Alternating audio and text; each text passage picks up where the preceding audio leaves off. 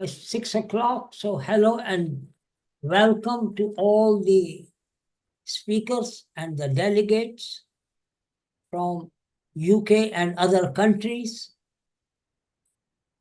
to today's Uniting for Peace conference on wars, militarism, and arms trade, how peace activists can make a difference. I would like the audience and the speakers to reflect on the following. Dear friends, looking at the world around us today, the pertinent question to ask is why there is more insecurity and less humanity. As humans, we are one of the few species that kills its own in senseless wars, including women and children. From a species survival point of view, the world has grown more dangerous in recent times with NATO and Russia both threatening to use nuclear weapons with catastrophic results. Wouldn't it be great if we can find ways of avoiding war and settling disputes through diplomacy, negotiation, and cooperation? We might just as well forge a path to peace. Another point to reflect is why in our life we are asked to accept war in all its forms: political, social, cultural, economic. And that's where the problem lies. We are persuaded by relentless propaganda that there are enemies out there and we need war to finish the enemies with the, and we are brainwashed, and we have got headlines and slogans which are war on terror, axis of evil, or Israel has the right to defend itself, which means turning Gazans and others, millions of them, to death. And in UK, where I'm speaking from, the Labour government hasn't even had time to settle in, and the war lobby has already sending signals to the government and saying that we need increased war spending. So I like distinguished speakers and audience to reflect on this, how we can revive and rejuvenate the peace movement to be more effective for building a more peaceful and equitable world. With these words, I hand over to our chair of today, Rita Payne, Uniting for Peace President, former BBC editor, Asia TV and former president of Commonwealth Journalists Association. Ladies and gentlemen, please welcome Rita Payne. Rita, floor is yours. Thank you. Hello to everybody from London. And I'm so impressed that so many of you joined from different parts of the world. Sometimes it's very early in the morning, mid-afternoon, late at night. So greetings to you all. As Vijay says, the world is very disturbing. At the same time, I think, Vijay, you may agree that from our last conference, there are slight glimmers of hope. For example, with the change of government in the UK, the new Foreign Secretary, David Lammy, says that he will review the official advice on the legality of arms sales to Israel this week. Then we've had a change of president in Iran. And although we don't want to be too hopeful, on that scale across them, he's seen as slightly moderate. But whether there will be any change of policy, I mean, people are quite skeptical. So we have to hope that there might be a slight change, who knows? And this is where we all come in that if we raise our voices, will there be attention? And I think the only power we have is making it clear that as voters, if those aspire to lead the countries do not move towards peace, they will not get our votes. I would think that's the only way we can make our voices heard. So this is just a few brief words from me, and to let you know the scope of the discussion and the structure this evening when I say it from London time. Each speaker will be invited to say a few words for about 15 minutes. And then before the end, we will have questions and answers. And I'd be grateful if speakers could stick to their allocated time. And of course, if there are points they've been burning to make, they can include them in the Q&As. So first of all, may I ask Vijay, who has worked tirelessly to try and create peace, to try and reduce the tension through his network. And his network is getting more and more influential and broader, as we can see from the range of people who are joining the conference today. So Vijay Mehta, he's, as you heard, chair of Uniting for Peace, board member, Global Alliance for Ministries and Infrastructure for Peace, and author of How Not to Go to War. So Vijay, could you set up this discussion, please, with your thoughts? Thank you. Thank you, Rita, and welcome you all again to the conference. As Rita said, the time allocated is quite short for each speaker. So I'm only going to say part of my contribution. And if people like the full version of my speech or contribution, please let me know by email or chat, and I will be too pleased to send it to you. Dear friends, one of the most pressing issues of our time is the prevalence of wars, militarism, and thriving arms trade. Three scourges blighting our humanity. So what can we do to contain and eventually abolish war and suffering of the people? Global security depends on us managing global and national risks. We as humans are one of the few species who kill their own, including children and women in warfare. With the recent threat of using nuclear weapons by NATO and Russia, we may be heading for the extinction of our species. War is an organized crime or war against humanity. After 9/11, as you can see, the world is ushered in an unbounded war, which has become a permanent war from Afghanistan to Iraq and now to Ukraine and Israel and Palestine in the Middle East, with the worst cycle of violence ever witnessed in Gaza. Moreover, the global war on terror by nature have no boundaries, no limits on who can be targeted and killed.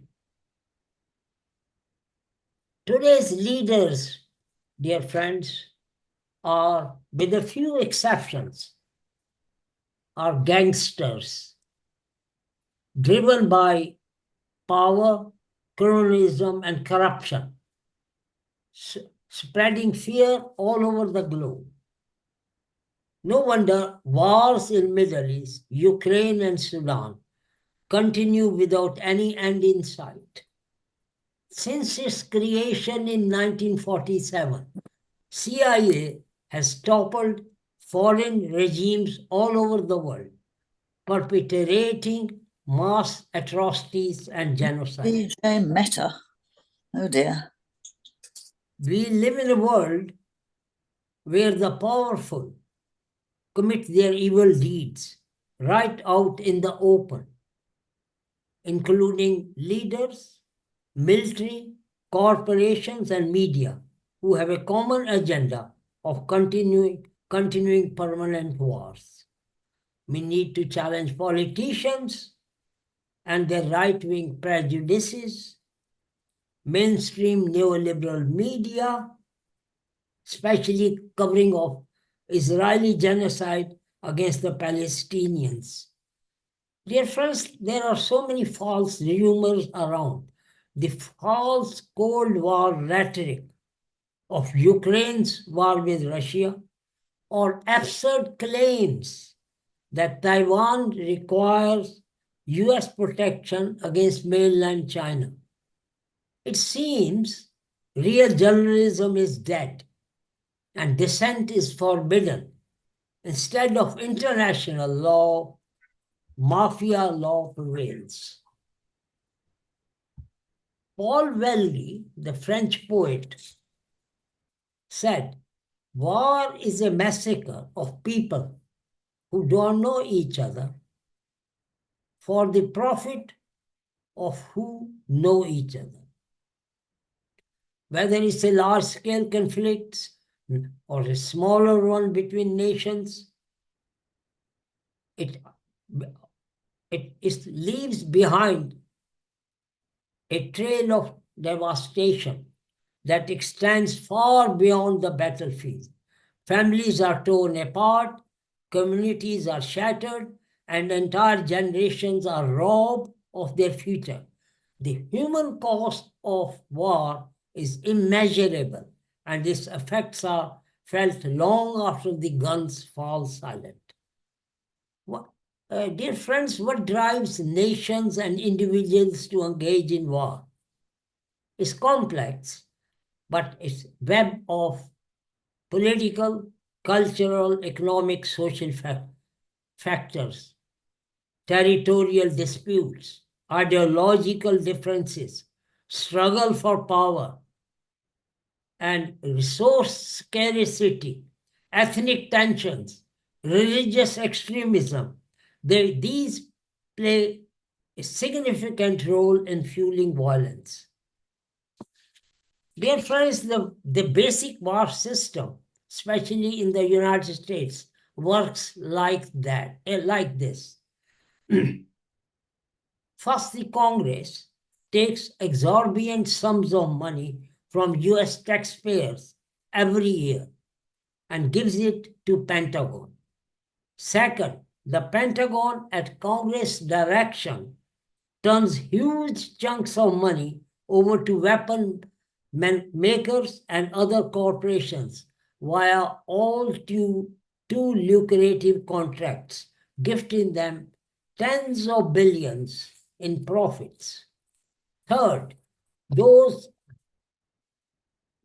contractors then use a portion of profits to lobby Congress for yet more Pentagon contracts, which Congress is generally thrilled to provide, perpetuating a seemingly endless cycle.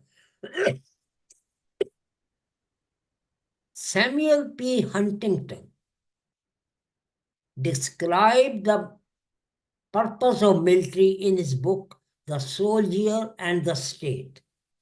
The mission of the armed forces is combat to deter and defeat enemies of the United States.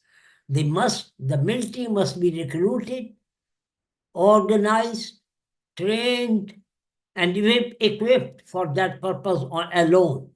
The military force is fundamentally anti-humanitarian. Its purpose is to kill people in the most efficient way possible.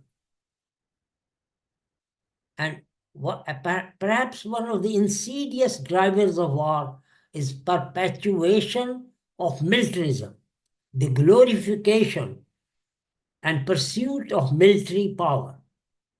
It encourages nations to prioritize military solutions over peaceful negotiations.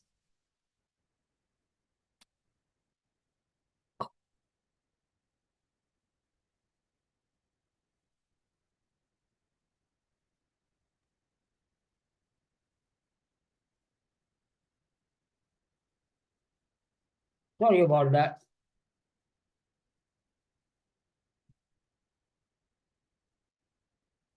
Selling weapons is number one export of USA, the United States.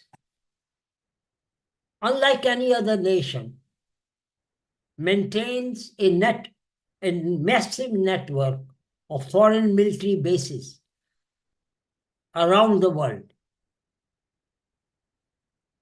Over 900 bases in more than 90 countries and territories, stoking tensions and ready for combat, including orchestrating overthrow and regime changes in many countries. About 55% of the $1 people's hard-earned money is under the discretion of the Congress, which is spent by the military, or it is spent to rearm other nations. And compounding the problem of militarism is the thriving arms trade, built on the manufacture and sale of weapons of war. And it's a big business. Global arms trade is billions of dollars of sales each year. And major players are over 2 trillion. And the major players are USA, China, Russia, India, UK, EU, Saudi Arabia. According to Small Arms Survey, it is estimated that 1 billion firearms are in circulation. Gun violence is on the rise, with American citizens overarmed with 400 million guns. According to Gun Violence Archive, weaponry has killed 24,000 people in USA this year alone. So where do we go from here? I believe when any government or ruler become destructive and destroy rights of the people, it becomes duty of citizens to stand up against the oppression. We need to incorporate ideas of non-violence in individuals and society, and peaceful means of resistance. Secondly, we prioritize diplomacy over military confrontation. By engaging in dialogue, nations can resolve their differences through peaceful means, avoiding human and economic costs of war. Moreover, diplomacy fosters mutual understanding and cooperation, paving the way for lasting peace and stability. In addition to diplomacy, we must invest in conflict prevention and resolution. Furthermore, we must challenge the arms trade and work towards disarmament to promote security. Perhaps most importantly, we must cultivate empathy and solidarity to build a world of peace and justice. Because there is a great potential for armed confrontation between USA, Russia, and China today because of the power competition.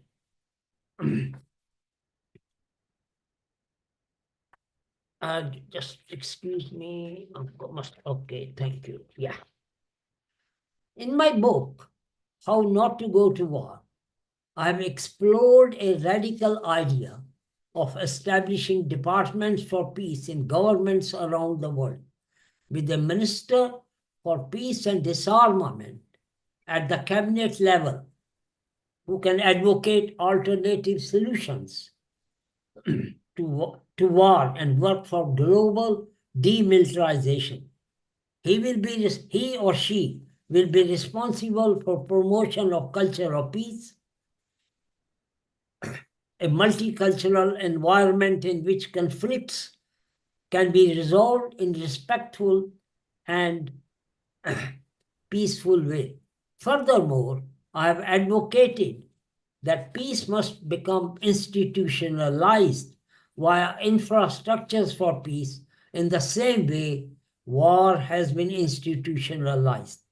I have also called for peace industrial complex sustained by the same combination of public and private enterprise that keeps the military industrial complex going generation after generation.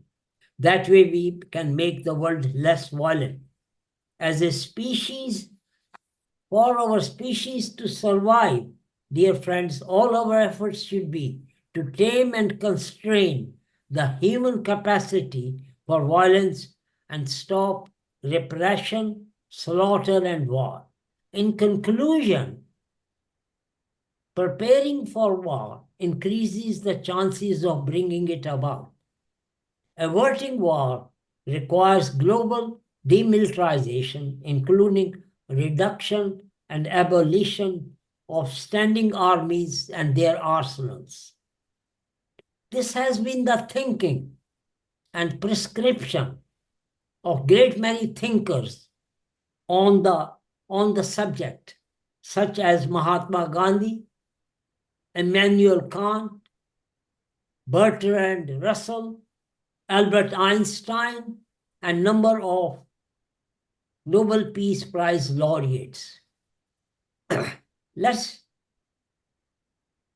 use their wisdom to get rid of war and live in a peaceful world. We owe this to present and future generations. Thank you very much. Thank you, Vijay, for raising so many points we need to consider and to understand what's driving this mad move towards more and more war. When we see the devastation that's being caused, looking from outside, it does seem like a suicidal approach. I'd like to now invite our next speaker, Alfred de Zayas, lawyer, author of The Human Rights Industry, UN Human Rights and International Law expert. Alfred de Zayas, you have been involved and engaged in peace efforts. So would you like to tell us what you think is the current cause of all this violence and what you think can be done? Well, first of all, thank you for inviting me. And thanks to Marjolaine Snippet, who convinced me that it was worth to participate. So I'm glad to be part of the group. As you may know, I am one of the directors of the Geneva International Peace Research Institute. I'm also in the board of the Spanish Society for International Human Rights Law.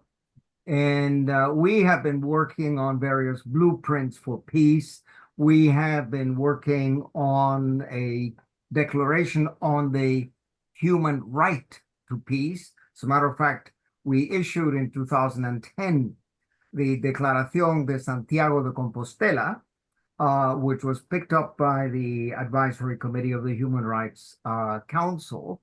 And we were going to get really an advance, progress over the famous Resolution 39/11 of 12 November 1984. That was the resolution of the General Assembly on the right of all peoples to live in peace. Well, we ended up getting a lot less. At that time, I was the UN independent expert on international order, and I participated in all meetings of the open-ended intergovernmental working group on the human right to peace. And it was revealing. Who was for peace? Most of the world. Who was against peace? The United States, the United Kingdom, Canada, Australia, France, Germany, etc. It's a disgrace. In one of the chapters of my book, The Human Rights Industry, I simply analyze the voting record in the General Assembly, in the Security Council, and in the Human Rights Council. If you analyze the way that your country votes in the Human Rights Council or in the General Assembly, you will see who is for peace and who is not for peace. You will see who is for human rights and who is, shall we say, for the rules-based international order that Anthony Blinken is trying to impose on the world. I mean, I've written to Blinken to say, look, Tony, stop the nonsense. We do have a rules-based international order, which is called the United Nations Charter.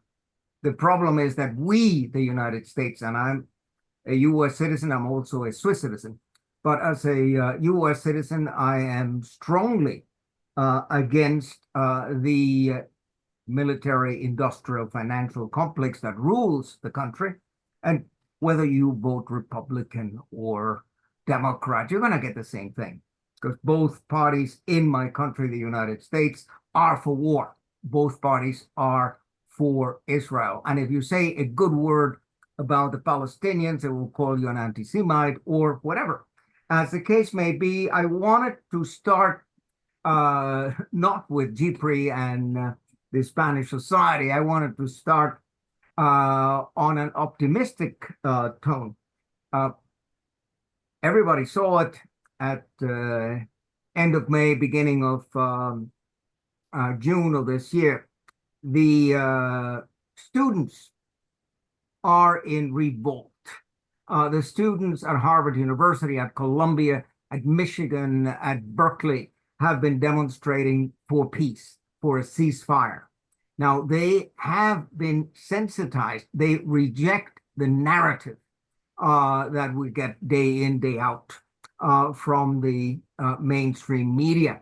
And basically, it's the youth that is going to save the world. So the fact that there were so many demonstrations, and they still are, against the war in Gaza, against the genocide in Gaza, and the fact that South Africa had the good sense to present a case to the International Court of Justice accusing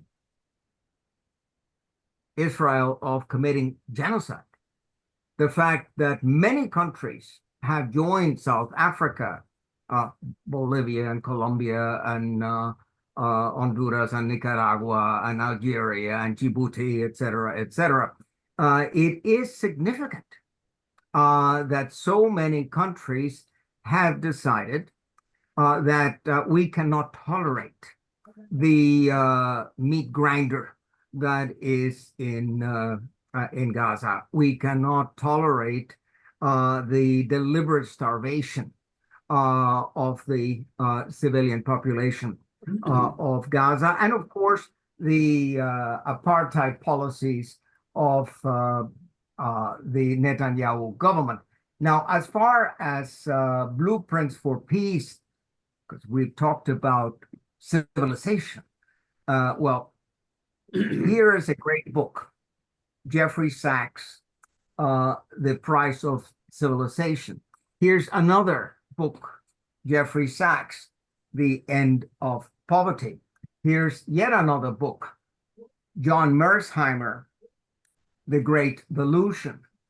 And here I had the honor of participating in panels at the Carter Center in Atlanta, Georgia, where I had the pleasure of interchanging views with President Jimmy Carter.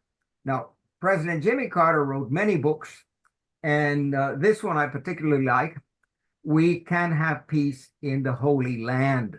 He also wrote a book called Palestine Peace, Not Apartheid. And for an American president to use the word apartheid, that is significant. And that makes me optimistic that we can break the brainwashing and the indoctrination that we get in schools and universities and in folklore and in Hollywood and in the media in general. Now, this is an awful book. Vijay already mentioned Samuel Huntington and the Clash of Civilizations, but this book is a particular disgrace for a number of reasons. The End of History and the Last Man. I mean, this is such a narcissistic book, such an unhistorical book. He calls it The End of History. But what this man is selling is we are the good guys and we won. I mean, this idea of victory, the whole language, the whole education that we have in the United States is that by definition, we are the good guys, and therefore we have a mission and we have to export democracy and we have to export human rights to the rest of the world. However, when we use the word democracy, we don't mean demos and kratos. We mean capitalism. We mean what Naomi Klein calls disaster capitalism. We mean, the shock doctrine. Now, there are many good guys out there. One of them, I also had the pleasure of knowing him, is Julian Assange. And thanks be to God that this man, after suffering the indignities of 14 years of persecution, that he is now in Australia, free, with his wife Stella and his 2 children. Now, what this man showed the world is that we Americans are not angels, that we Americans commit the crime of aggression, we commit war crimes, we commit crimes against humanity, we torture people. And instead of going after the war criminals, our system goes after the whistleblower. And this book by my colleague, Niels Meltzer, Professor Niels Meltzer, now the Chief Legal Officer for the International Committee of the Red Cross, the trial of Julian Assange, I call Niels Meltzer the Emile Zola of the 21st century, because what he is revealing in this book is so much worse than the Dreyfus affair of 1898. He is actually revealing and documenting the collapse of the rule of law in the United States, in the United Kingdom, in Sweden, in Ecuador. He is pointing his finger at those ministers of justice and those politicians who have corrupted the administration of justice and who use law, the same as the Nazis used law, as an instrument of oppression, as an instrument of power and intimidation.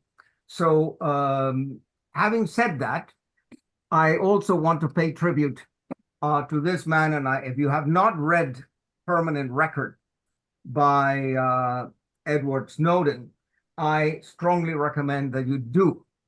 Now, I would like to quote from one of my heroes, and I don't have many.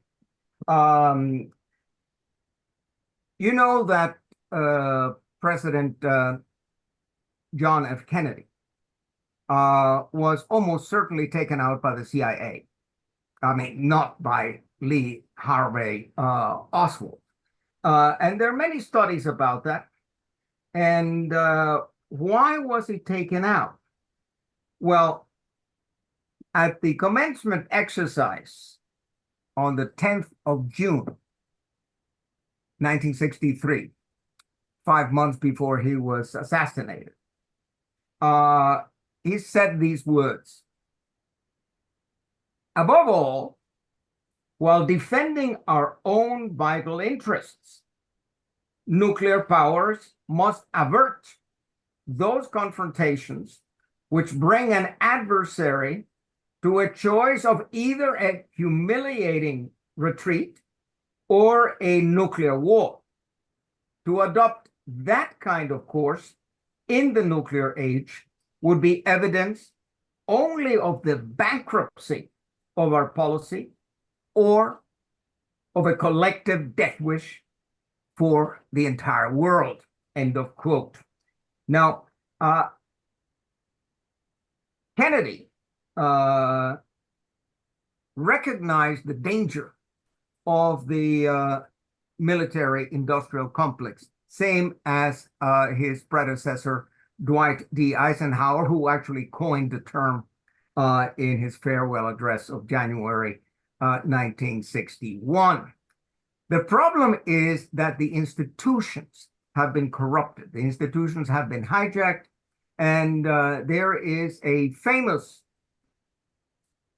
maxim or famous question formulated 2,000 years ago by the Roman poet and philosopher Juvenalis. Juvenal, in his sixth satire, poses the question, quis custodiet ipsos custodes? Who will guard over the guardians? What do you do when the institutions betray you? What do you do when the Office of the High Commissioner for Human Rights, the Human Rights Council, the Organization for the Prevention, or rather for the Prohibition of Chemical Weapons, the International Criminal Court, are actually in the service of Washington and Brussels, and not in the service of humanity? I mean, that is what I endeavor to substantiate point by point in the human rights industry.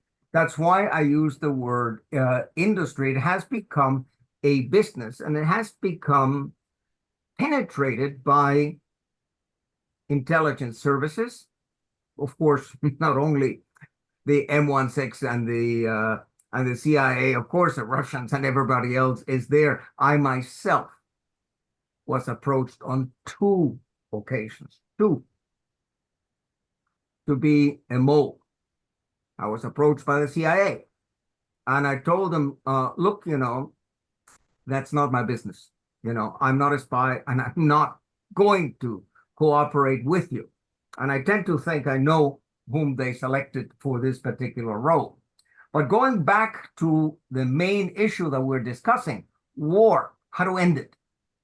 Well, with goodwill, we could end it immediately. With a phone call from Biden to Netanyahu, or with a phone call of Biden to Zelensky, this can be ended. And as I said, GIPRI, the Geneva International Peace Research Institute, has on its website a blueprint for peace in Ukraine. And we also submitted to Karim Khan, the prosecutor at the International Criminal Court, a case, which of course, we're only a non-governmental organization with consultative status with the United Nations. I mean, we're not a state, and it is up to the prosecutor to do something with our initiative or to put it in the waste paper basket. As the case may be, we submitted a 29-page legal brief against the European Commission, and in particular, Ursula von der Leyen, because of the complicity of the European Commission in the genocide happening in Gaza at this very moment, because the European Commission has provided military, political, economic, financial, propagandistic support, making it possible for Netanyahu to pursue his ethnic cleansing fantasies of having great Israel and pushing out all the native population of Palestine to have the greater Israel. And this brings me, and that will be the last point that I'm going to make, this brings me to a crucial problem, shall we say, an original sin that we have in the West. We consider ourselves better than all the others. We consider that we are more enlightened and that we have a mission and that we have to tell others how to behave. Now, what is our historical record, however? Martin Luther King Jr., who was also assassinated in 1968, he wrote a book in 1964 called Why We Can't Wait. And he's telling us in our own face directly what our history really is. It's not a nice history about Pocahontas and a nice history of Thanksgiving. It's a history of genocide. I mean, he writes on page 141, our nation, meaning the United States of America, our nation was born in genocide when it embraced the doctrine that the original American was an inferior race. Even before there were large numbers of Negroes on our shores, the scar of racial hatred had already disfigured colonial society. From the 16th century forward, blood flowed in battles over racial supremacy. We are perhaps the only nation which tried as a matter of national policy to wipe out its indigenous population. Moreover, we elevated that tragic experience into a noble crusade. Indeed, even today, we have not permitted ourselves to reject or to feel remorse for this shameful episode. Our literature, our films, our drama, our folklore, all exalted, and so on and so forth. This should make us Americans, and when I say Americans, I say Australians, and I have great respect for Kevin Rudd, the former Prime Minister of Australia, who issued the apology to the Aborigines. We should think, what is our claim to superiority, moral superiority or legal superiority over the rest of the world? We have none. And my feeling is, and the hope of the world and the hope for peace does not lie with the unenlightened Anthony Blinken and the unenlightened Joe Biden and the unenlightened Emmanuel Macron and Olaf Scholz.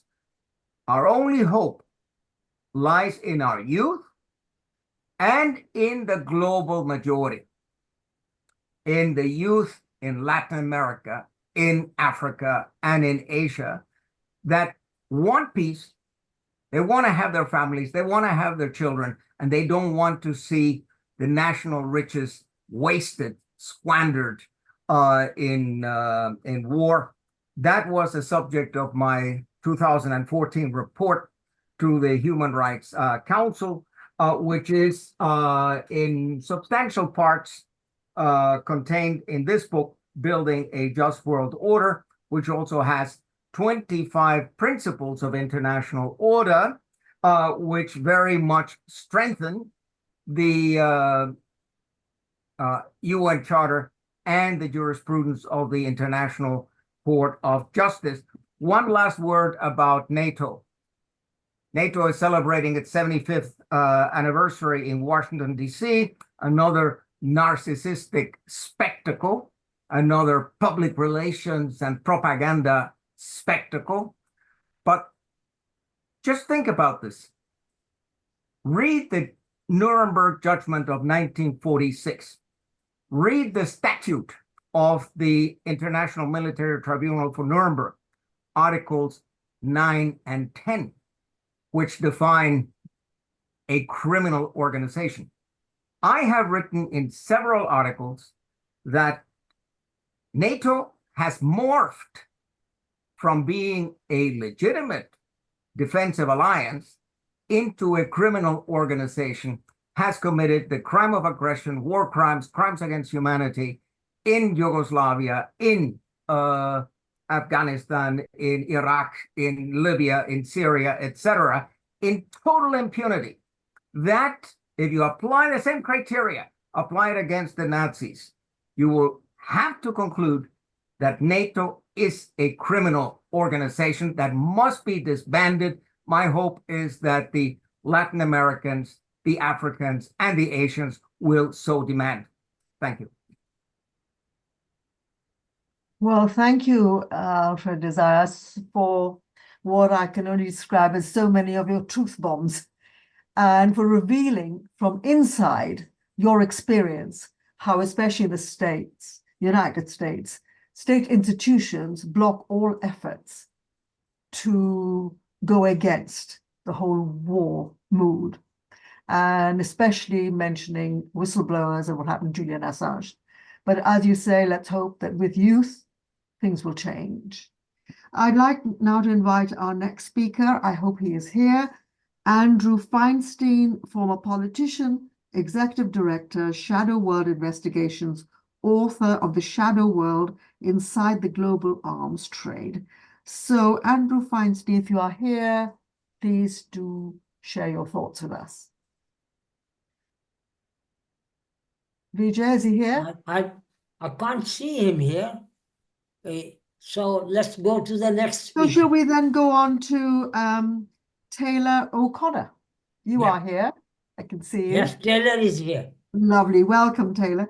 So Hi, Taylor everybody. O'Connor is conflict researcher, education specialist, and peace building practitioner. So Taylor, would you like to tell us your thoughts on what you've heard so far and your own thoughts on how you can bring about peace? Yeah, thanks. And thanks for inviting me. And I'm happy to share some thoughts from my experiences and perspective. If it's okay to share my screen, I have like some slides, if that's all right. Sure, I'm sure that's fine. Sure. Yeah. Yeah, let me find that button. Yeah, so, I think I need to be a co-host or something. It says Sure, it's sure. disabled. Yeah, I can make you a co-host. Great. Thanks, Vijay. So as you're working on that, Yeah. I can share just a little bit. Yeah, okay. Oh, that was quick. Done. That was quick. All right. So this is a little framework and tool that I developed. Let me just make a quick note of the time so I make sure that I'm 10 or 15 minutes as indicated there. Okay. So this is a tool that I've developed that I use with all kinds of peace builders and peace activists, and often I go through it. It's kind of an interactive kind of workshop that I do, but I'm going to do it. I'm going to kind of condense it in and go straight into it, and I'll share a resource at the end that you can download to use if you find it helpful. And this is my response to the overarching question: how peace activists can make a difference, right? And so my kind of main focus is that everyone has a different way that they can make a difference. And I've mapped that out in this framework I'm going to share. It's a little bit cheeky and fun. It's called Discovery. It's your peace building superpower. So I'm going to walk you through that real quick. Okay, first. So you might know these people. You may recognize them. This is Code Pink, and they go to the United States Senate and the Congress, and they go to the houses of politicians in America, and they shout at them for their war crimes and for their involvement in genocide, not only in Gaza, but they've been doing this for a long time, right? And I think what they're doing is wonderful. Someone needs to go and shout at these assholes for their war crimes. And so what they're doing, I think, is great, and it's very important. But that's not me. I'm quite introverted, right? Like, I think someone should go shout at these people, but like, not me, because it's not necessarily what I'm good at, right? That's not what I should be doing. That's just an example. If you see this, it's just a little meme I made a couple years ago. You might identify with one of these four. Now, there's many more kind of ways that people build peace, right? Types of peace builders or peace activists, as you might say, or you might identify with more than one. Sorry, they're selling tacos outside. You hear the shouting. If anybody wants a taco. So you might automatically be drawn to one of these and identify more with a peace scholar or a peace activist, or maybe a little bit of both, etc. This is just a kind of like getting into it. So what is a peace building superpower? So it's my idea from my experiences that everyone has a unique way, unique skills, abilities, talents that they can use to build peace, to abolish war, whatever their objective is, right? A lot of times we fall into, when I review like all the different ways that people build peace, I'll be sharing in a minute. We often work in silos, like I come from the peace building world where you go and get a job and you work in peace building, all this kind of stuff. I go to like a peace conference, for example, or I go to, people that are working in social cohesion or environment, and we all kind of work in silos. And so what I try to do is kind of map all the different ways that people are building peace to try to help people reach out a little bit from what they know to find the unique ways that they can build peace to support whatever movement they're involved in. So why is this important? Well, I have a longer amount of slides, and I think Vijay did a great job of discussing the challenges that we're facing in the broader peace movement, right? The amount of money that's involved in peace. I did a review from some statistics from like Stockholm International Peace Research Institute and others, where we have close to $2.5 trillion going to war. And I compared that to the funding that actually goes towards peace. And it's like 1 to 5,000, right? And so a lot of us are working like to try to get more money towards peace or less money to war and all this kind of stuff. But my approach is, I think Alfred was talking about this as well, where, we have people power, we have people, the people want peace. But what I find is that a lot of people that I meet that are not, dedicated to this in some way, they don't know how, there's a lot of people that are, maybe, they want to go to a protest or do something, but they actually can contribute in other ways. And so my main focus is trying to find ways to support people to figure out the unique contribution they can make to building peace or to abolishing war. So here's a little bit of me. So when I was in college, this will age me exactly. I was in college when the United States invaded Iraq and then launched into this whole global war on terror. And so as young students, we were 19, 20 years old, we'd go out to the street and shout, but I very quickly realized, Bush and all these other idiots, they don't care. They're not listening.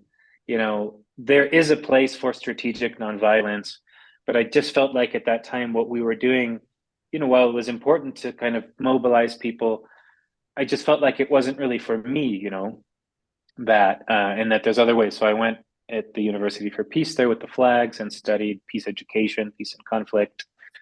Went back to live in Burma, Myanmar, where I had been as a hippie traveler, working with community organizations some years before. And I was working in conflict zones with national organizations to help set up education programs. We couldn't say peace, but it was kind of social cohesion and things like that. And then I started doing research. There's me walking with a couple of my buddies doing research in Rakhine State and writing research reports on conflict, trying to, recommend obviously getting hired, but recommending to organizations, what to do to address peace. And then I started this organization, Everyday Peace Building. I had a lot of challenges working within the system because the same countries that are spending all this money on war and militarism are the ones that, 0.5% of what they spend on militarism, even less, I think, is spent on peace. And it's often to just, I call it their marketing. They want to show that they're supporting human rights advocates that are speaking against their enemies, and they want to show that they're building peace in whatever country that they're devastating with war or propping up dictators. So I had a lot of challenges within that industry. So I just started researching on my own, like, what are ways that people build peace all over the world, right? And so I would document this, and I'd find networks of peace activists, peace organizations, and I'd start documenting them very informally on my own. And I ended up with over 5,000 organizations that build peace all around the world. And then I started to just kind of look for the gaps and what are the creative approaches people are doing. And I came up with this, I call it typology of a peace builder. I ended up kind of just listing like over 100 different ways people build peace. And then I just started to try to categorize it. And at this version, I'm going to eventually update it because I'm doing more systematic processing of this analysis.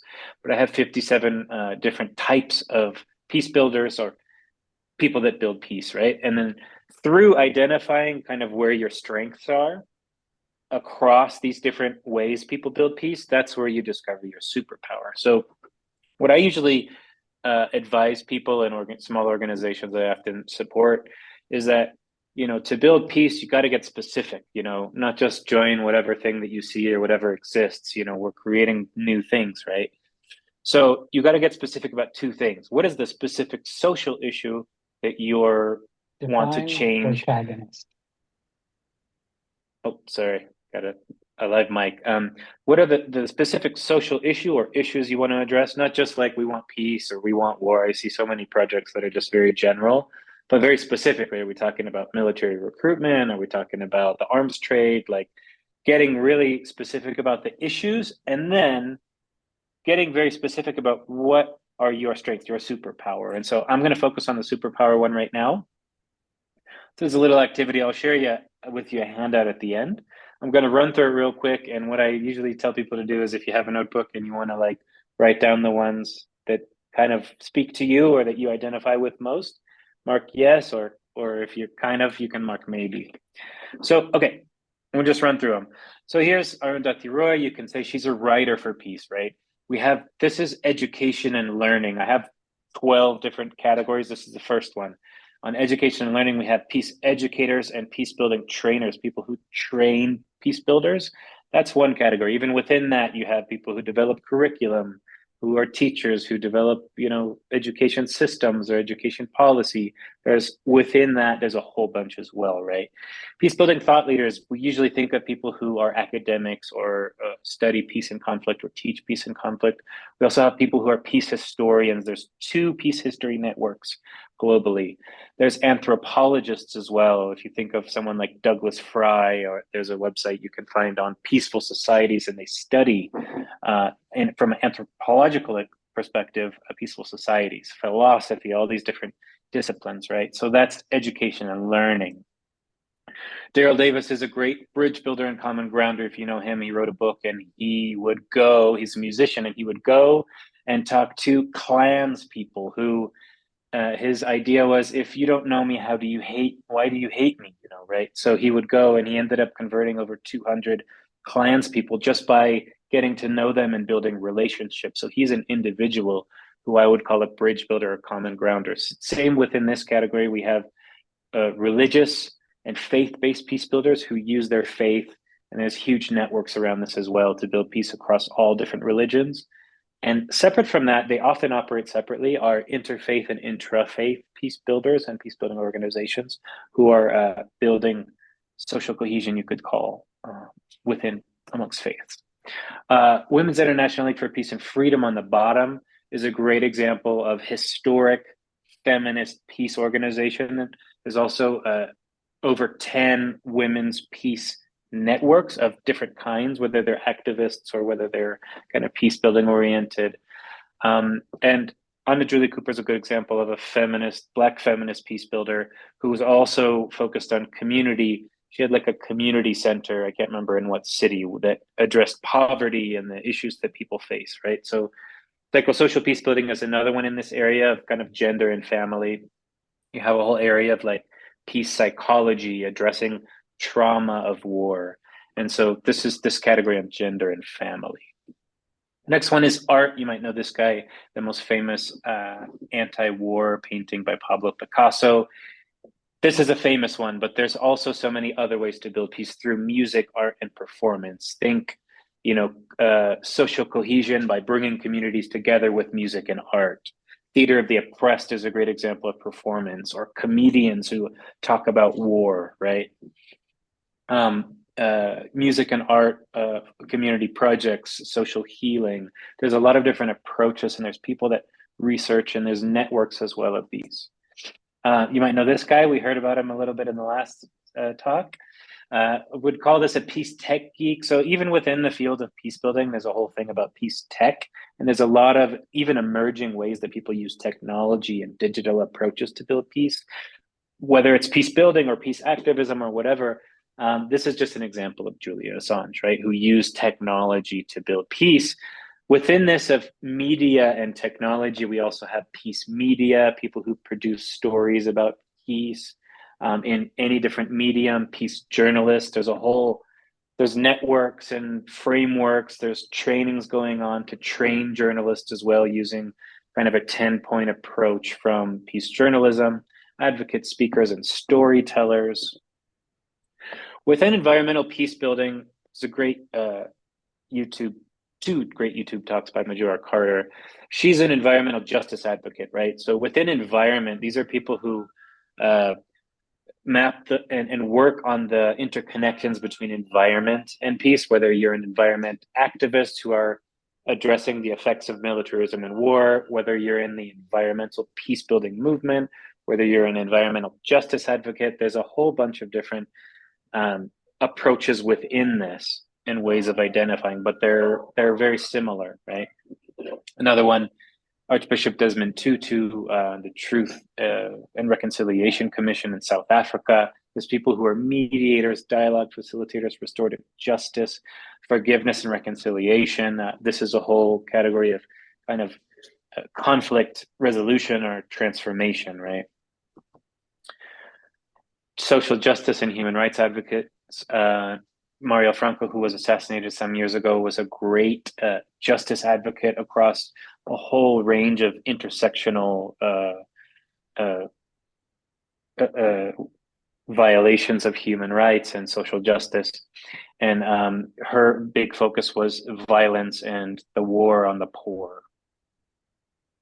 And I'm going to go into this a little bit different in more detail really quickly, but we have nonviolence practitioners who often operate separately from peace activists. And so I'm going to just do a quick dive into this on peace activists, pacifists, and war abolishers, because this is just to show how within each of these as well, you get into like a whole bunch of different, very specific approaches, because this is kind of an area that we're talking about in this conference. So within this area, you have demilitarization advocates, disarmament, demobilization, nonviolent action to resist war profiteers in the arms trade, conscientious objectors, war tax resistors, which is a whole movement in itself.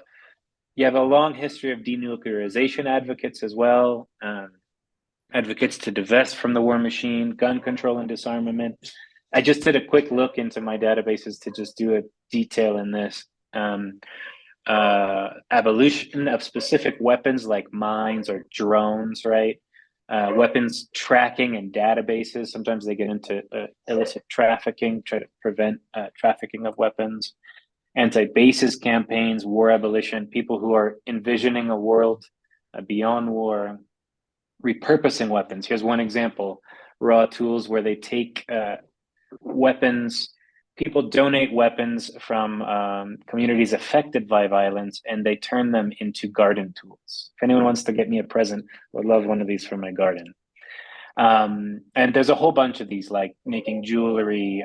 There's probably 5 or 6 that I know of that transform weapons and create things with them. So I'm getting onto the last ones. This is the area of peace infrastructure policy and kind of structural level policymakers, peace infrastructure builders. Deka Ibrahim Abdi wrote a great book, which is on my list to read, which is a visionary in peace infrastructure, social change career professionals, social entrepreneurs. And the last category is peace culture builders. I have a bit of a different approach with peace culture. There was a decade for a culture of peace in the 2000s, and they had their own approaches.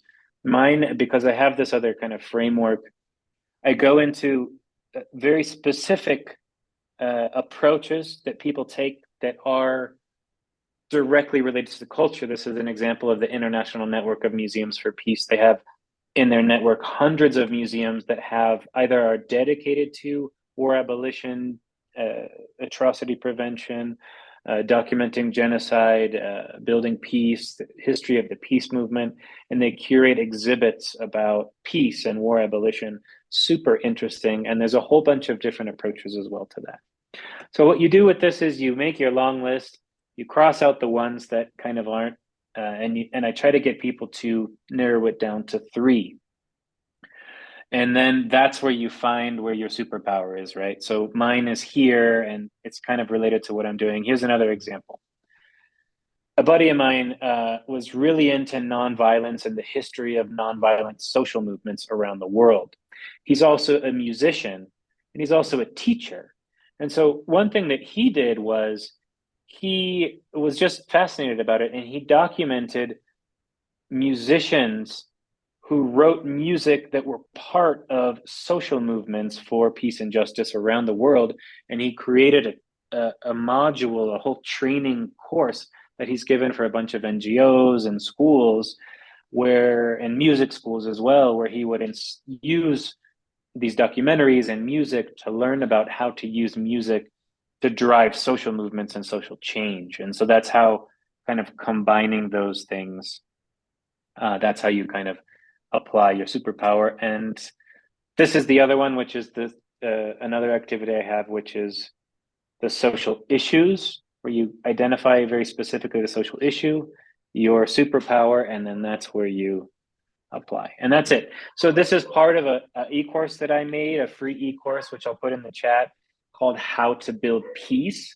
And I make this available because I have a lot of people in my network from over 100 countries, and they're trying to find ways that they can build peace, creative ways that they can apply their unique talents and abilities. And so this activity in more detail, and the other activity, identifying social issues, and other things I have in here, talking about peace heroes and stuff, to help people find ways that they can use their unique talents and abilities to build peace, is all part of this free e-course. I'll put the link in there. I hope that was helpful, and I look forward to the discussion at the end.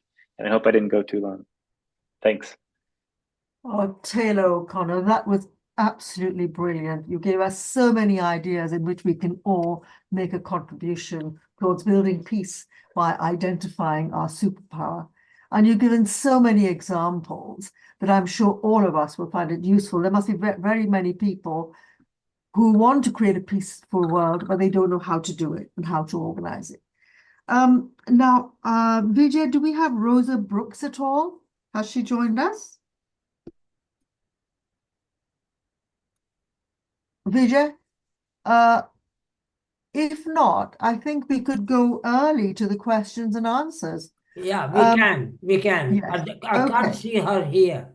Right. Okay. So who would like to speak? Do you want to raise your hand or give a signal? Any questions you want to put to anyone? Okay.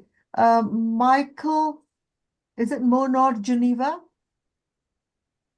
Can you hear me? Michael? Yes, thank you. Oh, yes, you wanted to say something, right? Right, thank you.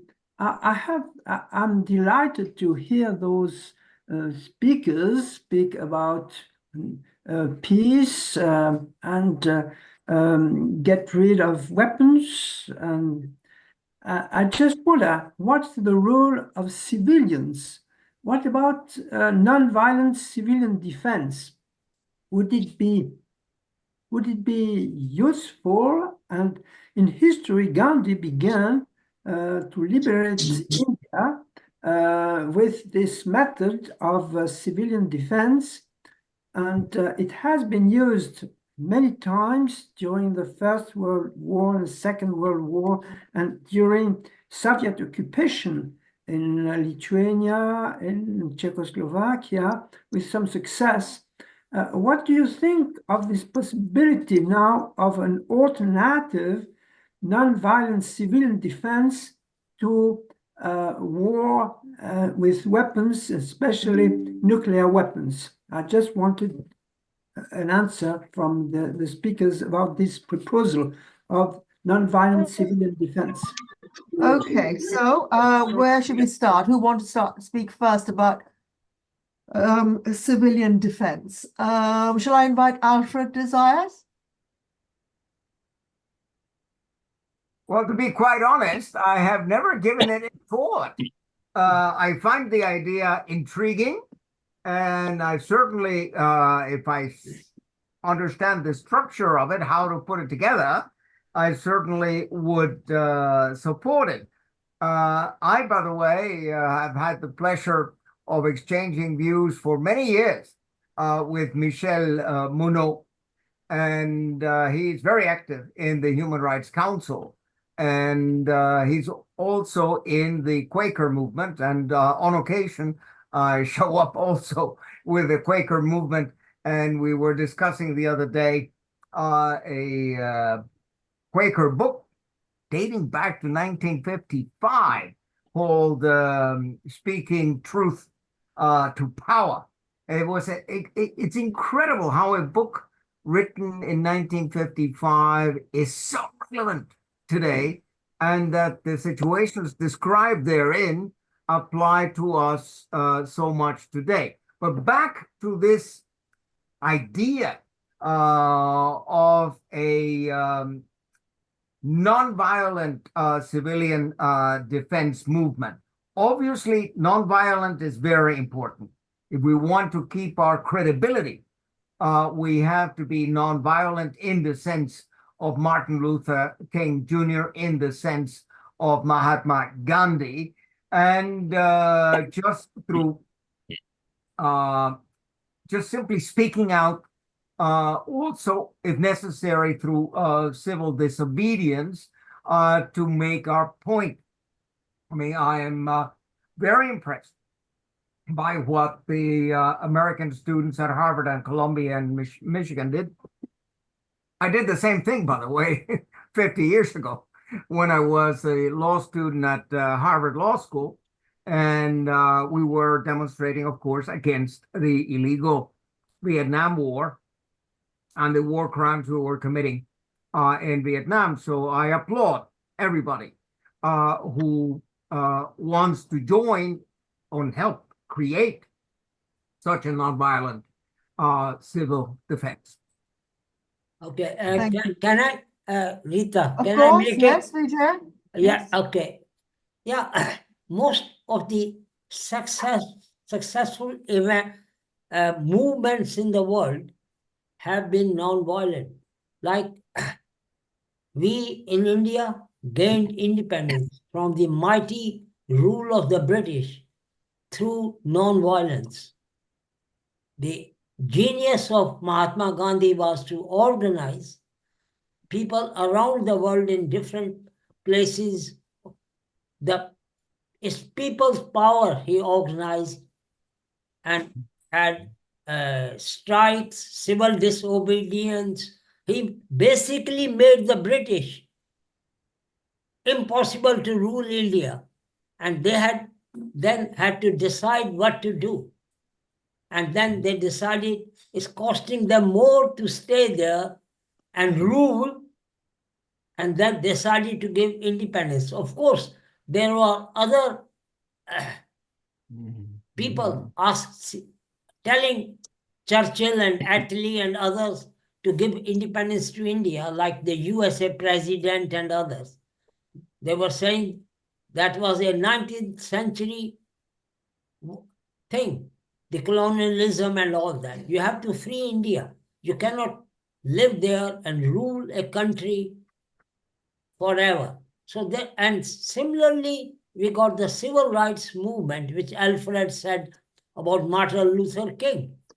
I mean, just imagine all the black ethnic people sitting on bars, on meat counters and others, making it impossible in USA to run their business.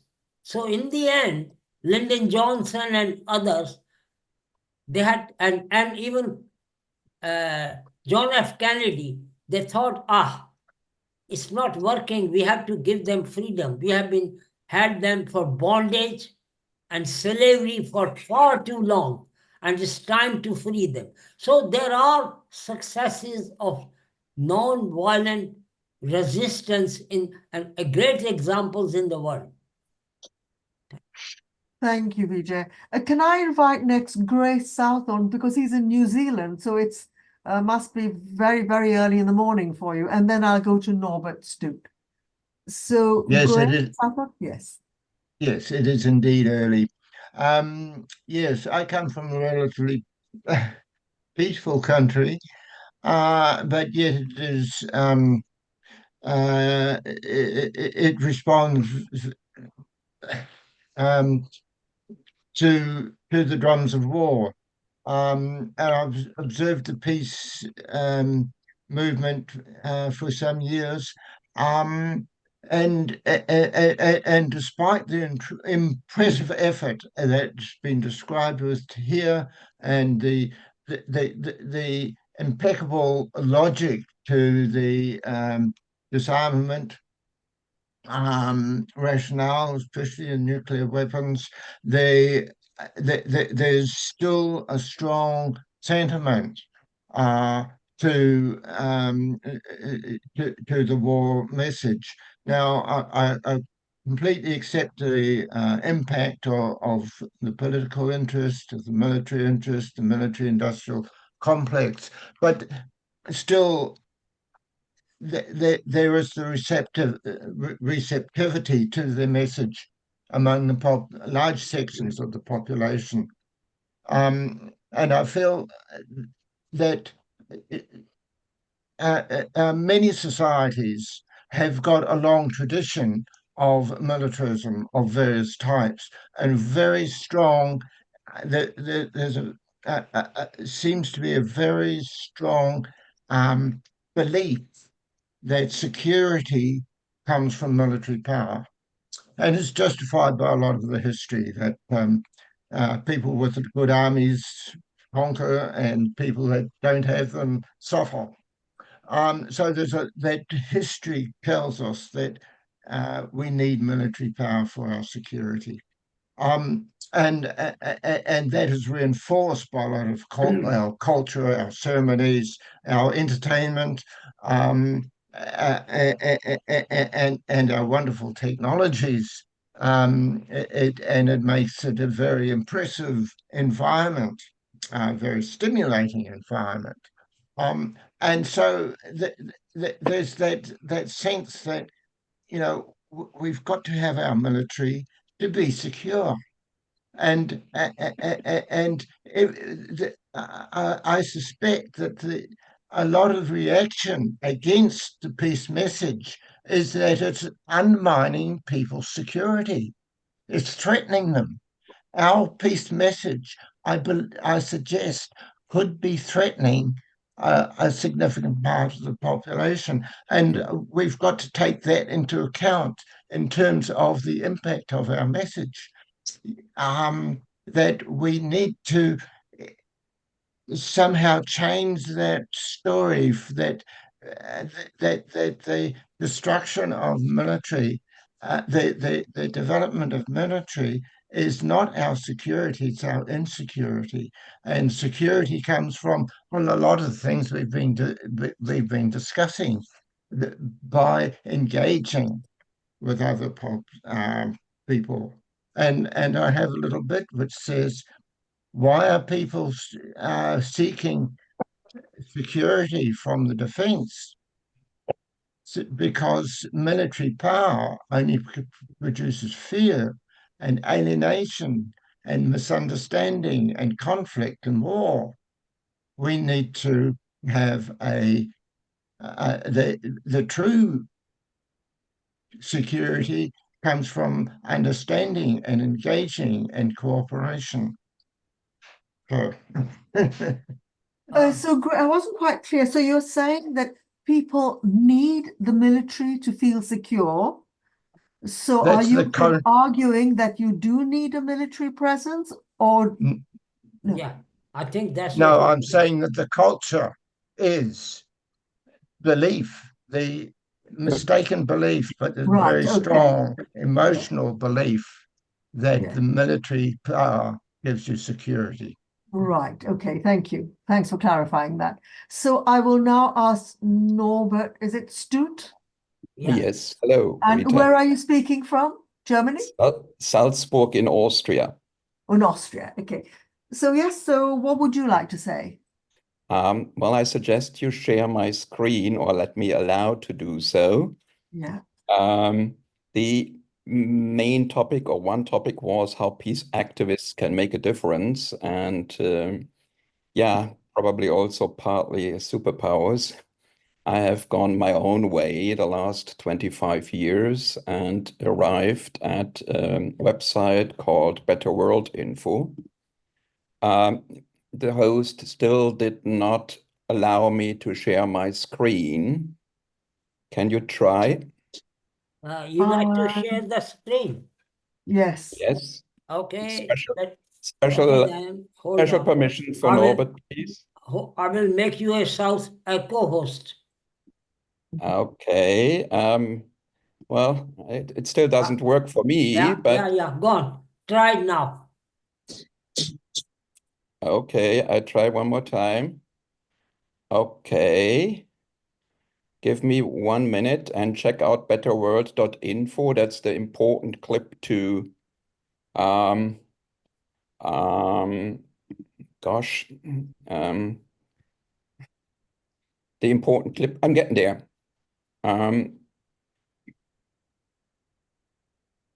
Okay.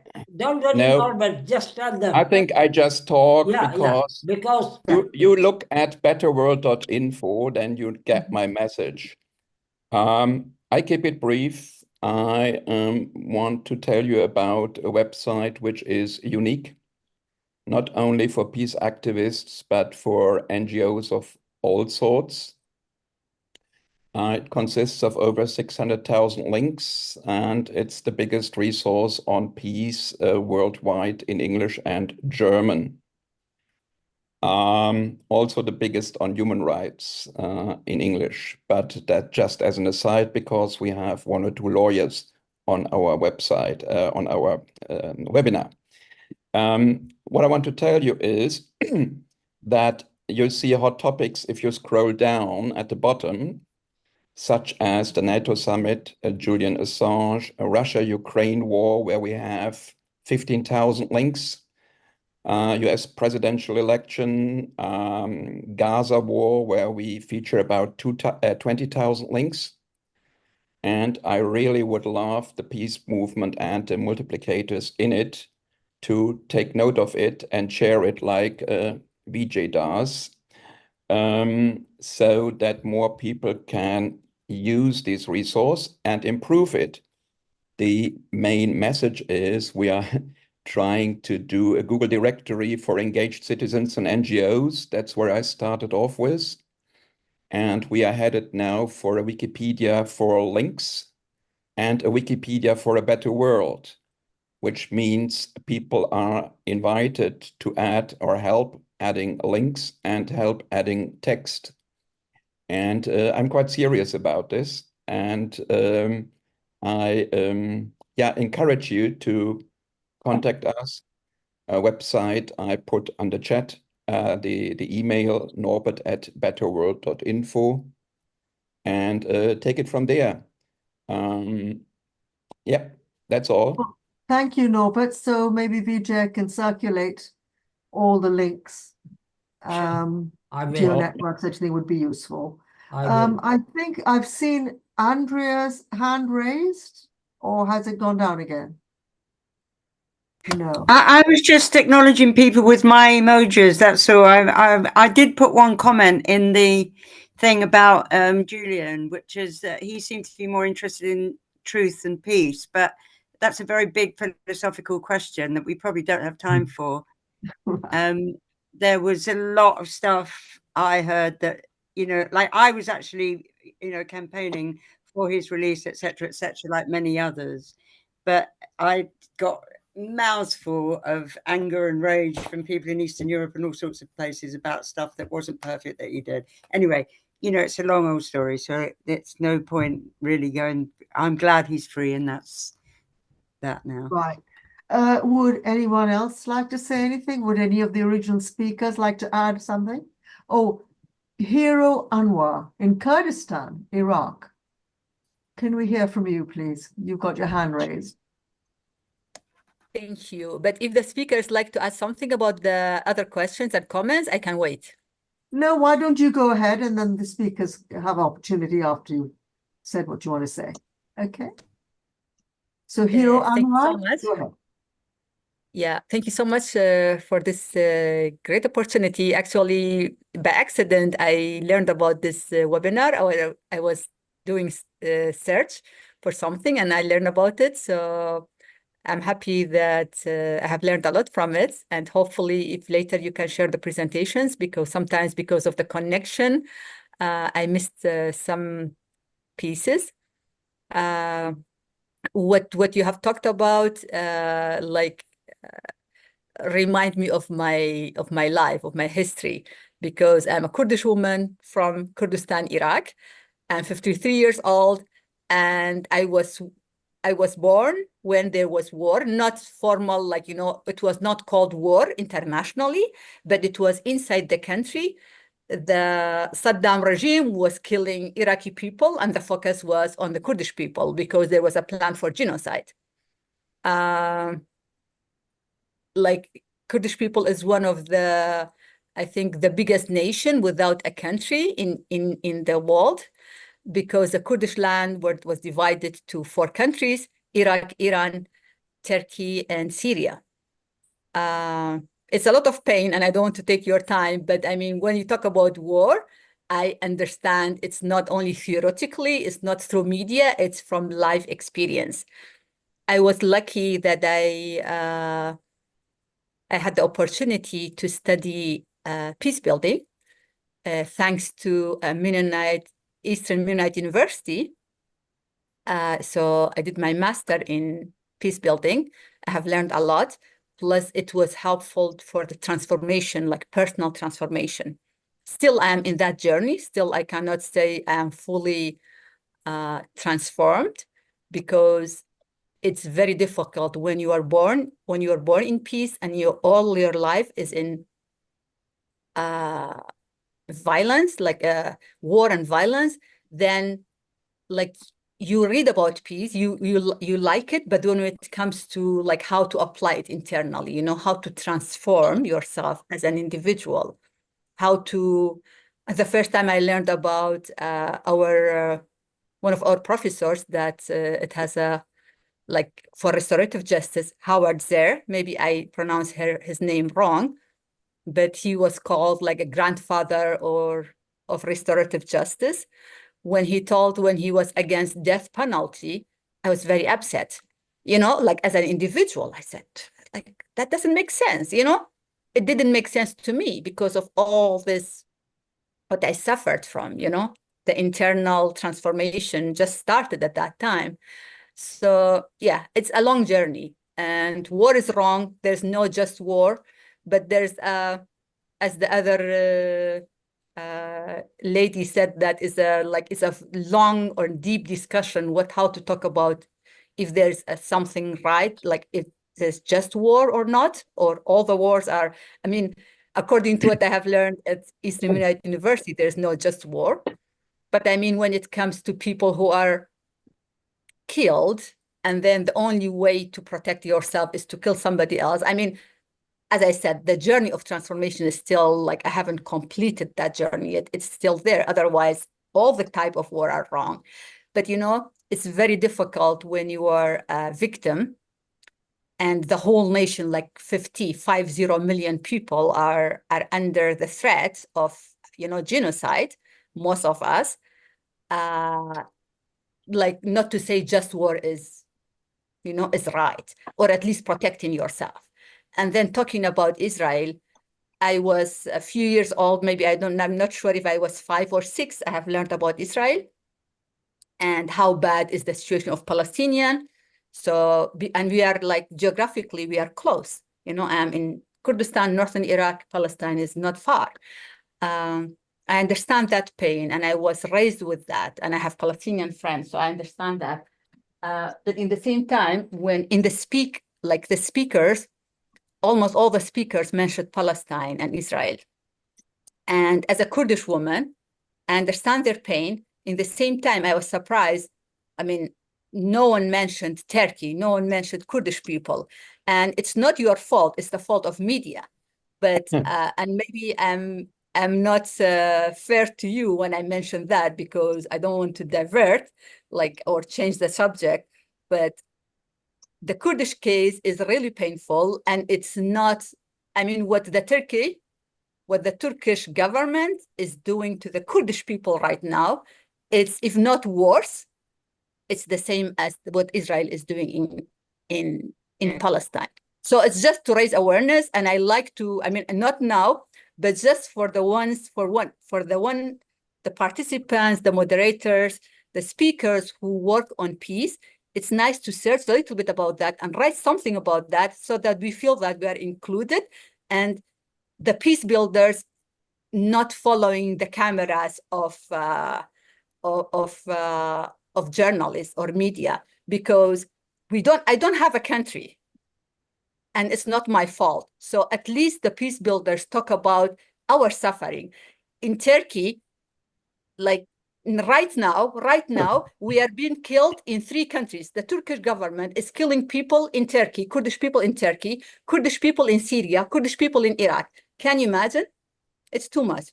And at last, I would like to take this opportunity to ask if any of these participants are willing and have time to support a local NGO in Iraq. I don't mean about funding. I don't ask for funding, just for helping with strengthening capacity and like whatever related to peace building, because I did my master in peace building, but for some reason I have done very little in the NGO where I work. And I got like the permission of the management team that we need to work on peace building, because there's a lot in Iraq for peace building. But even building even like trainings and research, it all needs a lot of funds, and then we have limited funds. So I can write my email address in the chat, and then I would be very grateful if any of you have, I don't mean as individual as possible, and as NGO or institution, that you're willing to invest some time and resources in Iraq. I'd be very grateful. Thank you so much. And I'm happy that by accident, I found this webinar. Over to you. Well, thank you, Hero Anwar. And I think the value of exchanges like this organized by Vijay is that we can hear about people like the Kurds, which don't get that much coverage in mainstream media. So I'm sure everybody here has noted the points you raise and will follow up. Anybody else with a question? Yeah. Andrea? Yeah. No, those are encouraging emojis. They're not me trying to speak, sweetheart. Okay, all right, that's fine. I just keep thinking about so Mr. Alfred de Zayas, would you, I've seen your hand raised. Yes, thank you. Well, I am very happy that Hero Anwar took the floor and that she participated. Indeed, the fate of the Kurdish people has been totally ignored by the mainstream media. And you have here 40 million human beings split into Turkey, Syria, Iraq, and Iran. Had Kemal Atatürk not fought against the Treaty of Sèvres of 1920, which had been signed on behalf of the Ottoman Empire by the representatives of the last Sultan. If the Treaty of Sèvres had been implemented, the Turkish people, I mean the Kurdish people, would have had self-determination. I devoted an entire chapter in my book, Building a Just World Order, to the proposition that the realization of the right of self-determination is a conflict prevention strategy. In other words, it is not the exercise of self-determination that causes war. It is the unjust denial thereof. And I also deal with the fate of the Kurds, with whom I have enormous sympathy, and I will be honored to cooperate with Hero Anwar. And if you send me your email and the information about the NGO that you mentioned, I will try to, through my network here in Geneva at the Human Rights Council and elsewhere, I will try to give it visibility.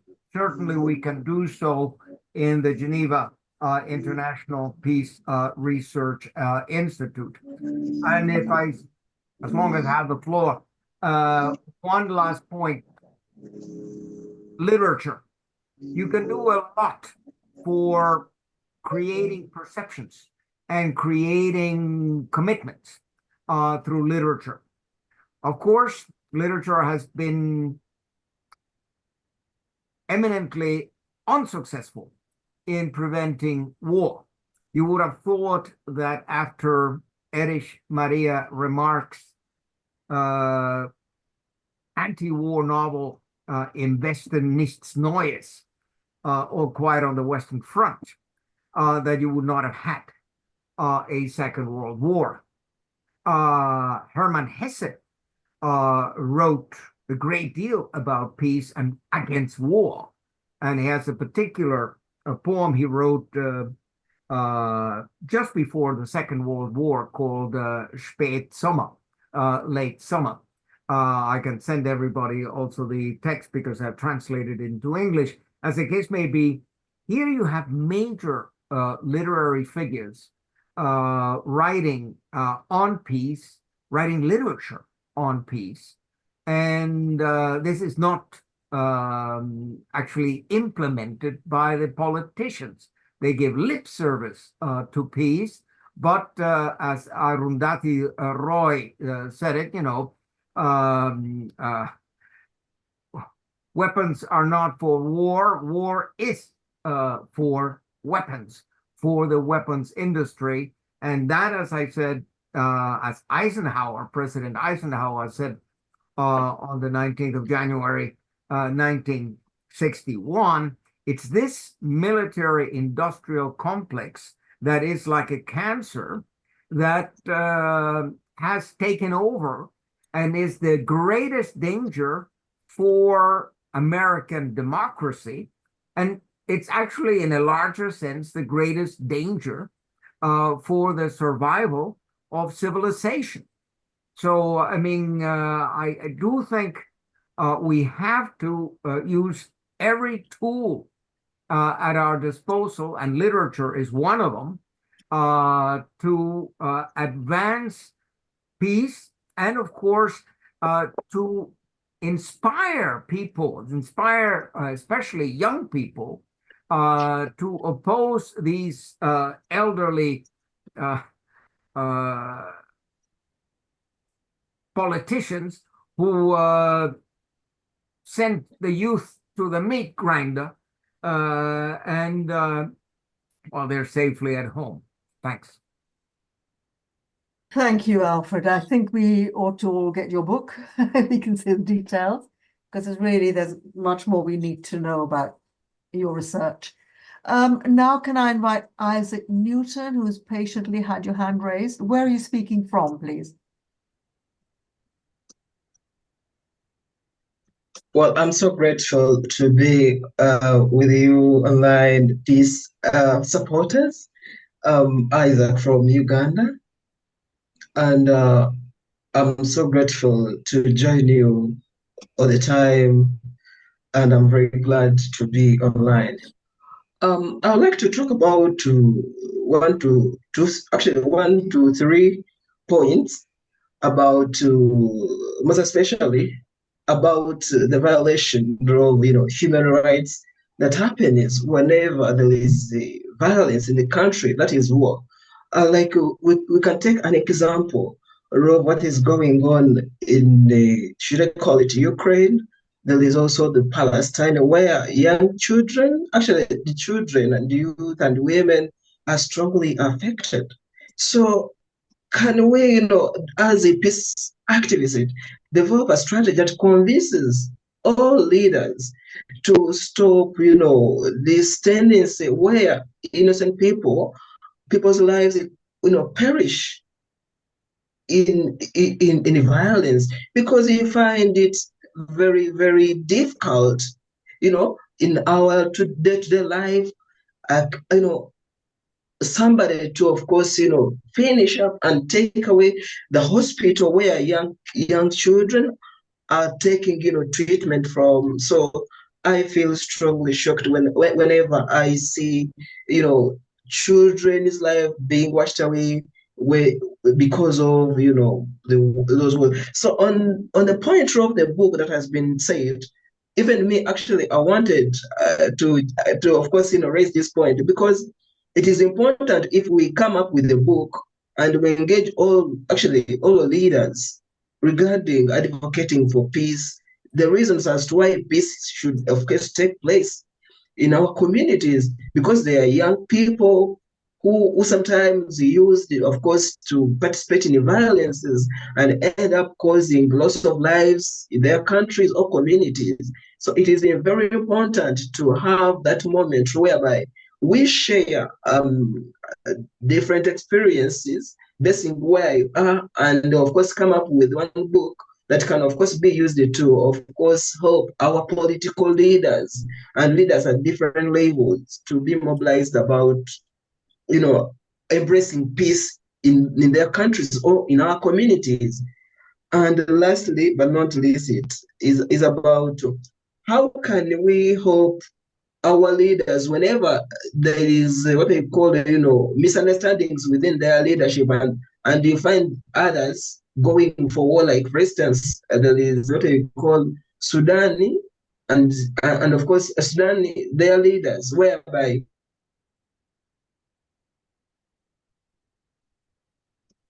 Isaac, we seem to have lost you. From everything we've heard, we're nearing the end. We've got about 12 minutes left for this discussion. So is there anybody who can suggest some action points that once we finish this conference, what we might all do to build towards peace? Okay, Alfred de Zayas? What about Taylor O'Connor? Sorry, Alfred has just wanted to say something. Let Taylor speak. Okay, right, Taylor and then Alfred. All right, thank you. I'll be quick. I mean, I can just respond to a couple of points from different people. First was the earlier one on the nonviolent civil resistance. I can't remember what it was called, but this is a very good book. Oops, sorry, I got my blur on. It's called A Global Security System, an Alternative to War. It's in the 5th edition. They're in the 6th by World Beyond War. It's a collaborative effort. And their idea is envisioning a world kind of beyond war. And one of the chapters is on, I think it's called Nonviolent Civilian-Based Defense. And the idea is if you demobilize militaries, people in countries need to be prepared for nonviolent civil-based defense, learning from histories and examples as well and tactics, so that countries can resist war in nonviolent means. So that's a really good resource in terms of what's going on right now in the field of nonviolent civilian-based defense. So I hope that's helpful. And then a quick one based on Hero Anwar's point, which was very good. And I guess this could be a longer discussion as well. The issue of Palestine has been very shocking as we, watch this kind of genocide unfolding and the horrific power imbalances. I find this a lot in my community in everyday peace building, where we have people from over 100 countries. There's such horrific atrocities being committed all over the world. I hear from community members all the time from Sudan, South Sudan, Congo, Afghanistan, Iraq as well, Yemen. I mean, I'm having lived and worked in Myanmar as well. There was a spotlight on Myanmar for the genocide of the Rohingya for a while, and then it kind of moved, but there's still atrocities being committed there. And so, I don't know, I think it's really interesting. I think in the peace movement, when we focus on kind of demilitarization or war abolition, the idea is addressing the whole system and transforming the whole system so that it affects all of these situations. And it is a good point by Hero Anwar that we should use different examples as well, not necessarily specifically one or another, because there's so many. But it's good just to keep that awareness. One thought I would have, and I don't know about the activities you're involved in, Hero Anwar, the peace journalism field is really interesting in terms of not just raising awareness, but how to kind of educate people via news and media about different situations to bring understanding and raise awareness. Another thing, and on this specific point, if it's helpful, I do have that free e-course, and in my community, we try to make everything accessible to everyone, these kind of trainings and things. We just missed it, but we're in a live training as well. We have people from 22 countries that are going through this e-course materials on how to build peace. But if you have anyone involved in your organization that wants to use some of the resources I've developed, and we always are going to have more resources and opportunities, because I do think that the international system, not just media, but the international aid industry, where peace building is housed, it's just unbelievable the gaps in the system that is going to prevent it from actually addressing these issues and transforming them. And so that's why I kind of set out on my own to create things and to make them accessible for peace builders from all walks of life all over the world. So it's not necessarily direct support, but at least what I'm doing, you might recommend some friends, and you've studied peace and conflict, so you kind of might not be necessarily for you, but if you have people involved in that organization you're talking about that want to use some of those resources, I hope it would be helpful.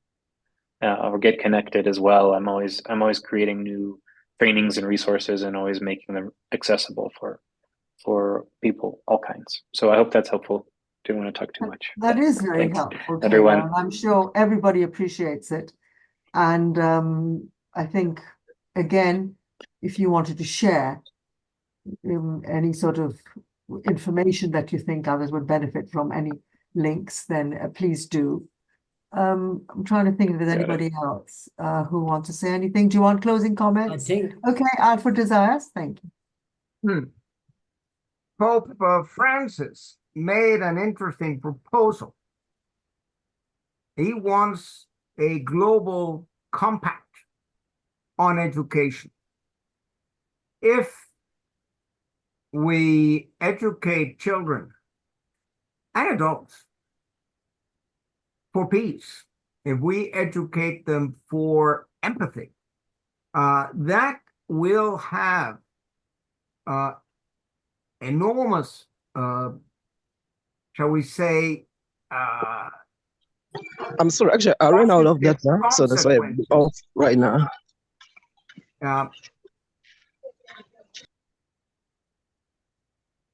I was educated in Chicago that we were the good ones and we had a mission.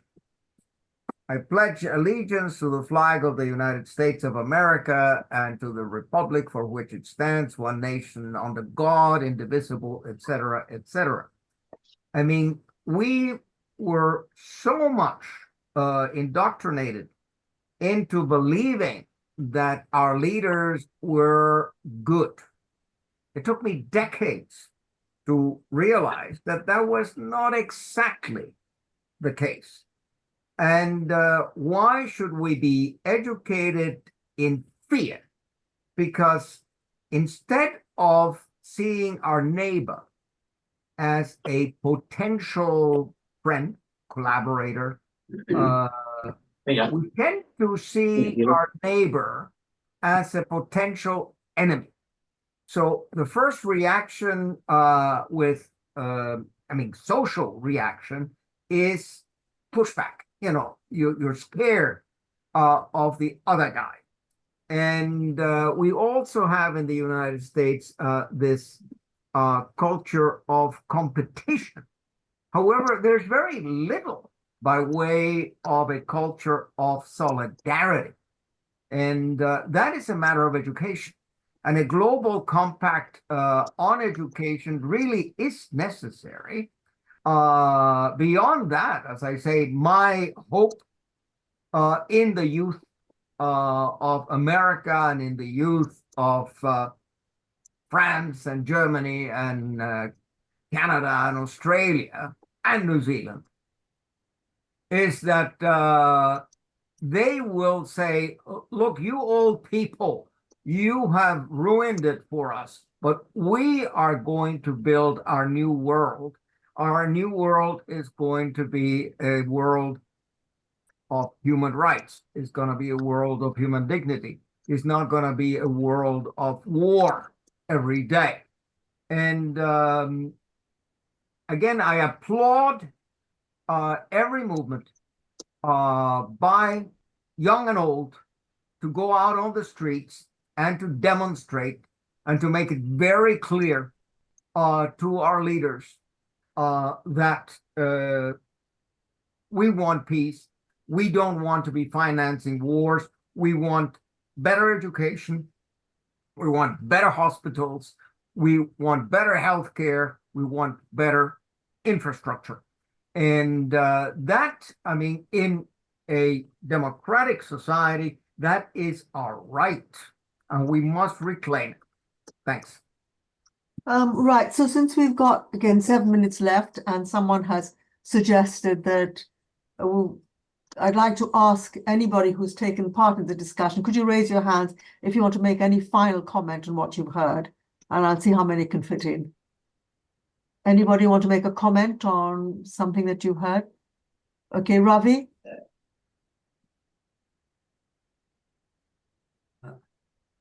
Someone needs to unmute. Ravi. Unmute. Okay. Well, someone has to unmute him. Can you, Vijay, from your end? Okay. Can you hear me now? Ravi, yes. Yeah, Yes. we can Hi, hear all. you. Yeah. Thank you very much, Chair. And it's been a very educational and informative discussion today, and I feel privileged to be listening in. I was just thinking about some of the points made and how we can spread peace initiatives across the world. And for me, my background is working in digital technology and media. I think the use of media and technology is really important. And I'll give an example. Here in the UK, 2 days ago, there was on the radio about, I think, a missile strike that took place in Ukraine that may have hit a hospital. And the journalist was very solemn about it and was, stressing the importance and how this was a terrible act. And it made me think about all the hospitals that have been bombed in Palestine. And there was no similar sort of outpouring of emotion or condemnation. And this is the thing, you see, there's so much hypocrisy that goes on with the media and this industrial arms complex that we're fighting. It wouldn't surprise me if they also fund the media at the same time.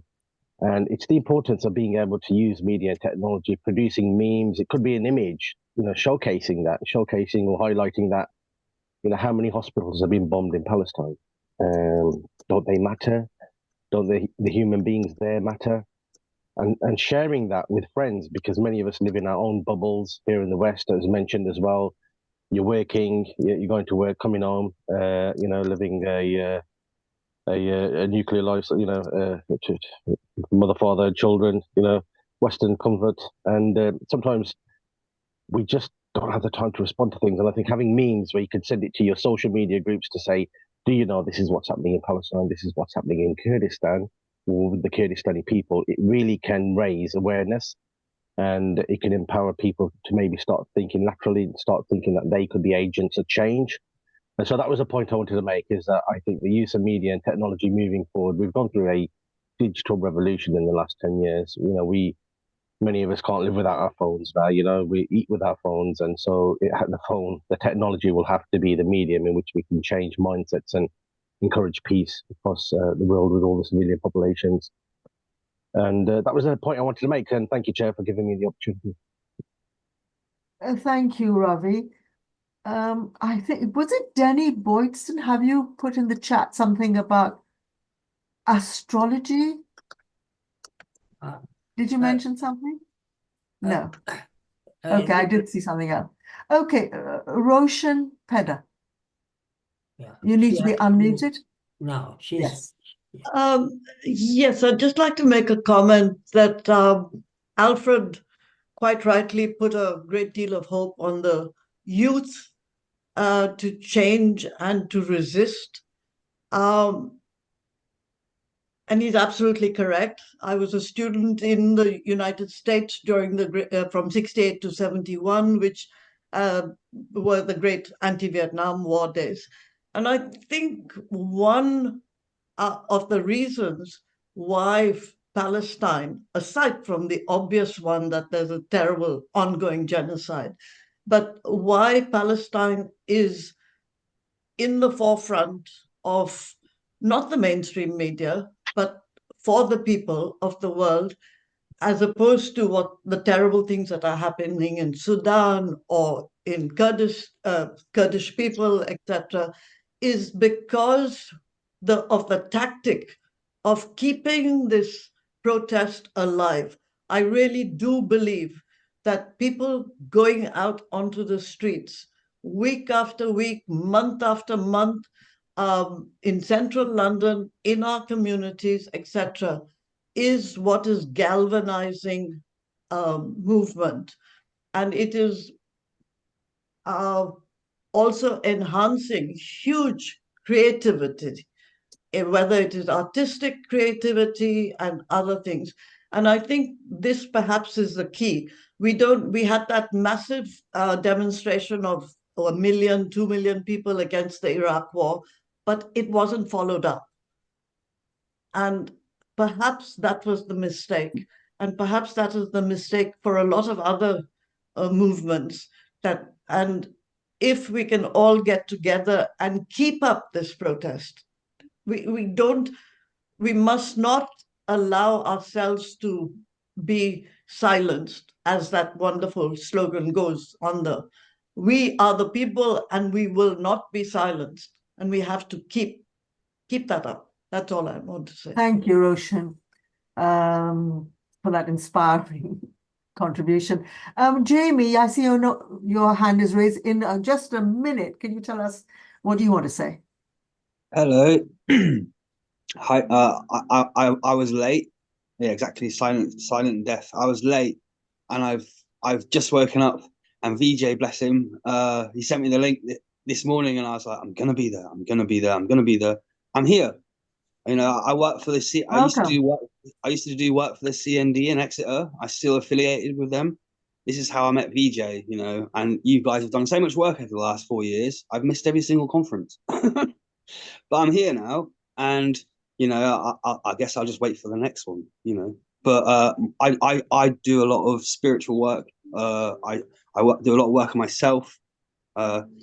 Sometimes some of the things I do are questionable, but it's all in the name of peace, and I'll just leave it there. It's been a great convention. Thanks. Thank you, Jamie. Vijay, would you like to wrap up now? I think I hope you're happy. I think I am, with all the contributions, the range, Yes. the problems, the solutions, what people are doing.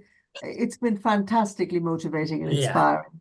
So over to Absolutely. you, Vijay. Thank you. Yeah, absolutely. I agree with what you just said, all of it. Yeah, and there's a lot of things we could discuss and carry on for hours, I believe. But now it's my privilege to thank all the distinguished speakers, Alfred de Zayas, Taylor O'Connor, and just sorry to all of the people attending today. For some reason, Andrew Feinstein, Rosa Brooks, who did say they are coming, for sometimes something they are not here, and I apologize for their absence. So we have learned a few things about the valuable insight about wars, militarism, and arms trade, and how, as many people have said, how peace activists like us can make a difference. For example, in the Iraq War, before it started, 25 million people turned up on the streets, and I was one of them. And the march was not going anywhere. Then we realized that there are too many people to march, and they had to stand still. So let me say, first of all, let me request both the speakers that your presentations will go in the next Uniting for Peace newsletter. So I request also both of you to send your contributions. So thank you very much for all the speakers and the chair for your contribution. And thank you very much for Uniting for Peace Committee, volunteers, and all the contributors who made question answer session a vibrant one and a successful one. So a word to the audience. I appreciate your tireless efforts for peace. So, and building a culture of peace. And if you are inspired, then I request you to spread the word, engage in peace building, and all the good work which all of you are doing. And better still, become a member of Uniting for Peace and log on to our website and give us some funds, as we are short of donations.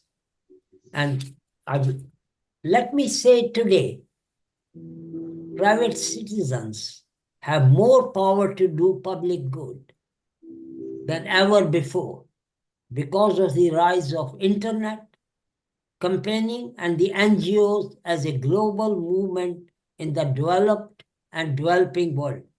Our strength is in building citizen power by which we can shape our destinies and the future of the world. Let me reflect on the power of one. One voice can make an impact. One brick helps build a home. One candle lights the room. One smile conquers the world, the gloom. One touch of shows that you care. One life can make a difference. The power of one leads towards unity. All of us have power to change the world. As Dalai Lama said famously, if you think you are too small to change the world, try sleeping with a mosquito. So thanks, and also Margaret Mead, who said, never doubt that a small group of thoughtful, committed citizens can change the world. Indeed, it is the only thing that ever has. So thanks of all of you from different continents, different time spans, and for joining us this evening, activists, thinkers, and change makers. You have been a great audience.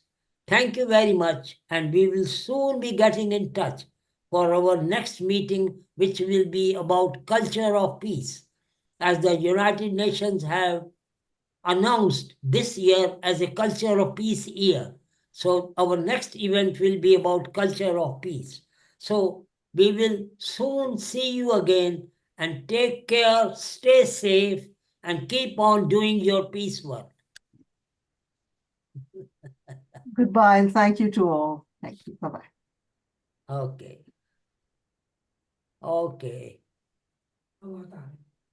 Okay then. Bye-bye. Bye-bye. Bye-bye. Mm.